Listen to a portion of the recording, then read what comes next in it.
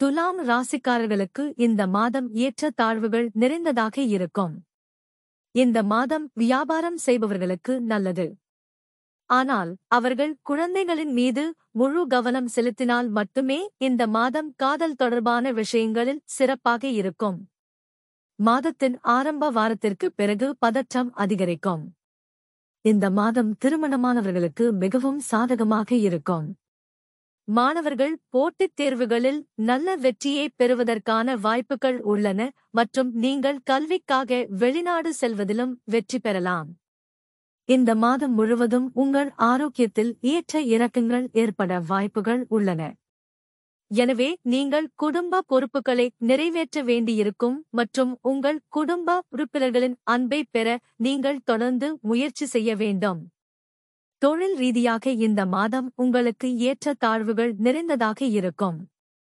மாதத் தொடக்கத்தில் செவ்வாய் தனது வலுவிழந்த ராசியான கடகத்தில் 10ஆம் வீட்டில் அமர்வதால் பணியிடத்தில் ஒருவருடன் சண்டை, சச்சரவுகள் ஏற்பட்டு அதன் தாக்கம் உங்கள் வேலையில் தெரியும். வியாபாரம் ஜாதகக்காரர்களுக்கு மாதம் முழுவதும் சுக்கிரன் பகவான் உங்கள் 7வது வீட்டில் அமர்ந்திருப்பார். 7ஆம் வீட்டுக்கு அதிபதியான செவ்வாய் பகவான் உங்கள் 10ஆம் வீட்டில் அமர்ந்து 11வது வீட்டிற்கு மாறுகிறார். இது வியாபாரத்தில் தொடர்ச்சியான முன்னேற்றத்திற்கான சாத்தியங்களை உருவாக்கும். ராகு பகவான் மாதம் முழுவதும் 5ஆம் வீட்டில் இருக்கப் போகிறார். இதன் காரணமாக மாணவர்கள் கவனம் செலுத்தும் பிரச்சனையை சந்திக்க நேரிடும். இருப்பினும் இது உங்கள் புத்திசாலித்தனத்தை கூர்மையாக்கும் மற்றும் வளர்ச்சியடையச் செய்யும். இந்த மாதம் குடும்ப வாழ்க்கையின் பார்வையில் கலவையான பலன்களைத் தரும். செவ்வாய் பகவான் உங்கள் ராசியின் 10வது வீட்டில் அமர்ந்து 4வது மற்றும் 1வது வீட்டை பார்ப்பார். இதனால் உங்கள் பேச்சில் கசப்பு ஏற்படலாம் மற்றும் உங்கள் தந்தையின் நடத்தையில் கோபம் அதிகரிக்கும். இந்த மாதம் உங்கள் காதலியிடம் உங்கள் இதயத்தின் உணர்வுகளை வெளிப்படுத்தும் முன் நீங்கள் பலமுறை யோசிப்பீர்கள்.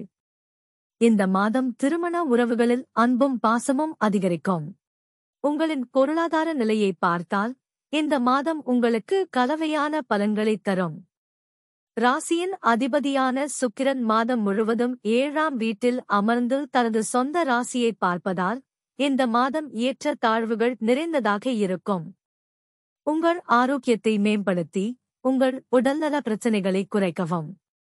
பரிகாரம்: வெள்ளிக்கிழமையில் இருந்து தினமும் வெள்ளை பசுவை பரிமாறி ஏதாவது சாப்பிட கொடுக்க வேண்டும்.